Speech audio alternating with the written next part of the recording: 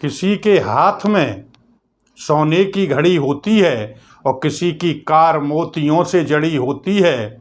कोई रोता है दाने दाने को और किसी की लाश भी बेकफन पड़ी होती है। दोस्तों, मैं doctor Choubey, motivational speaker, poet and writer. देखिए, इस संसार में दो प्रकार के लोग होते हैं, गरीब और अमीर। अमीर ये समझता है कि अधिक से अधिक धन कमाना, अधिक से अधिक पैसा हमारे पास होगा तो हमारा नाम होगा। कुछ अपनी गरीबी में ही खुश होते हैं, हाथ में कूड़ी, बगल में सोटा, चारों दिशा जगीरी में, मन लागो मेरे यार फकीरी में।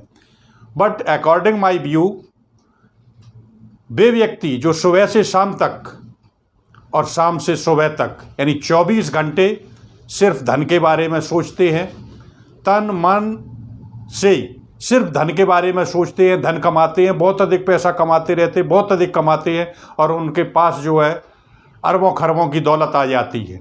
लेकिन लंबे समय के बाद जब वो 40, 50, 60 की मेहनत तक पैसा कमाते हैं, बाद में अपने स्वास्थ्य को सुधारने के लिए उसी पैसे को खर्च करते हैं।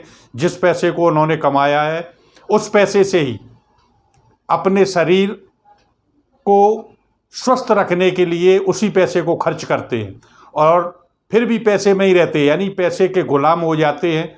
उनका उद्देश्य होता है कि ये हमारा शरीर सिर्फ पैसा कमाने के लिए है और उनकी दुनिया सिर्फ पैसा होती है। लेकिन वो ये भूल जाते हैं कि पैसा शरीर के लिए होता है, शरीर पैसे के लिए नहीं होता।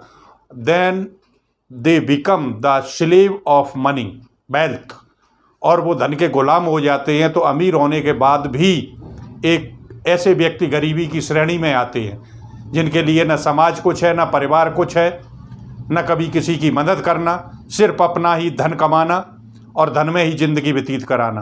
दूसरी तरफ वो व्यक्ति जो 12 और 14 घंटे मेहनत करके धन कमाता है और उसके बाद अपनी नियमित दिनचर्या से जीता है, सुबह जल्दी उठता है और प्राणायाम और मेडिटेशन भी करता है, अपने परिवार के बच्चों से भी बात करता है, परिवार से पूरे से बात करता है, रिश्तेदारों को भी देखता है, एक सामाजिक जीवन व्यतीत करता है। वो व्यक्ति पैसे का प्रयोग करता है अपने शरीर के लिए, परिवार के लिए और समाज के लिए, गरीबों की मदद के लिए।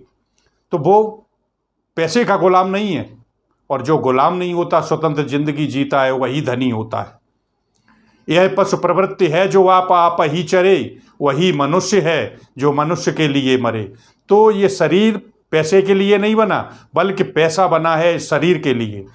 तो पैसा कमाएं, लेकिन जिसमें आपकी पूर्ति भी हो जाए और हमारे सामाजिक कार्यक्रम भी चलते रहें।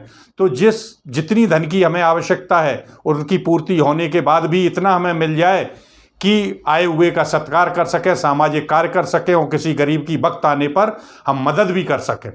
इसमें हमें जो है अपने मस्तिष्क के अलावा अपने क्रिएटिव माइंड का प्रयोग करना चाहिए, क्योंकि हमारे मस्तिष्क में जो फीड है वही जवाब हम दे देती हैं। घर में भी अगर कोई बड़ा है, आपका परिवार है, बड़े भाई हैं, बड़ी बहन है, अगर आपको डांट देते हैं और भले ही वो अपनी जगह गलत है फिर भी आप चुप रह जाते, क्यों? क्योंकि आपके माइंड में फीड कर दिया गया है कि बड़ों का सम्मान करो। लेकिन उस बड़े को देखिए कि जिस क्षेत्र के लिए आपको डांट रहा है, क्या उस क्षेत्र का उसको ज्ञान है या वो सही बोल रहा है? तो you are a well educated person, so you should think yourself what is the wrong and what is the right. सही और गलत का निर्णय आपको लेना है, आप उसके गुलाम नहीं हैं।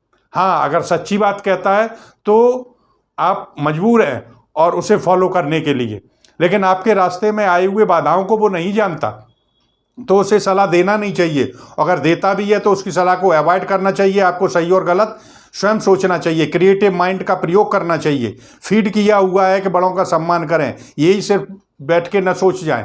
बड़े कभी कभी क्या कह रहे हैं तो उन्हें अपनी प्रॉब्लम्स बताइए। जानवरों से भी हमें शिक्षा लेना चाहिए, वो भी कभी कभी अपने माइंड का, एक शेरनी अगर आगे चल रही है और शेर उसको फॉलो कर रहा है और शेरनी अगर पीछे की ओर नहीं देखती है मुड़ करके, तो ये समझ लीजिए शेर ये समझ लेता है कि उसकी शिकार करने की इच्छा नहीं है। और जब शेरनी किसी मोड़ पर मुड़ती है, शेर वहाँ खड़ा दिखता रहता है, वो दूसरे मोड़ पर मुड़ जाती है और शेर फिर वापस चला आता है। जब आंखों से ओझल हो जाती है शेरनी, फिर वो आकर के शिकार करता है, लेकिन उस शिकार का हिस्सा शेरनी को भी देता है। इसलिए देता है कि अभी उसे भूख लगेगी तब भी शेर को साथ में जाना पड़ेगा शिकार करने। तो वो ये क्रिएटिव माइंड का प्रयोग करता है। फीड ये है कि शिकार मिल गया, अपना भोजन कर लें। तो जानवर भी ये शिक्षा देता है। इसलिए always use your creative mind और think what is the difference between poor and rich. धन शरीर को सुरक्षित रखने के लिए है और धन के लिए ये शरीर नहीं बना है। तो आपत्ति काल के लिए आप धन को बचा करके रखें, धन से स्त्री की रक्षा करें और स्त्री और पुरुष दोनों से सदैव अपनी रक्षा करें। ये ध्यान रखें, क्रिएटिव माइंड का प्रयोग करें। जय हिंद, जय भारत।